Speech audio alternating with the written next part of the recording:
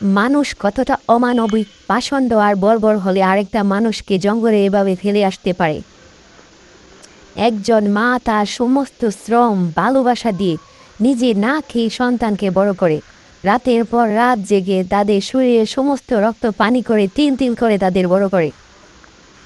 কিভাবে সেই সন্তান তার মাকে এভাবে ফেলে আসতে পারে? আমি তাদের দৃষ্টান্তমূলক শাস্তি দাবি করি। বর্তমানে ৮০% পরিবারেই বৃদ্ধ বাবা মা অবহেলিত, সে ধনী হোক আর দরিদ্র।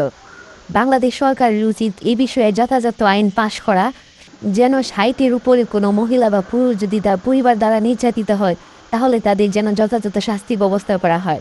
সেই সাথে যে সকল বয়স্কদের জমি বাড়ি নেই, প্রত্যেক জেলায় তাদের সরকারি খরচে বৃদ্ধাশ্রমের ব্যবস্থা করা, যাতে বৃদ্ধ বয়সে তারা এসে রাস্তায় এসে দাঁড়াতে না হয়।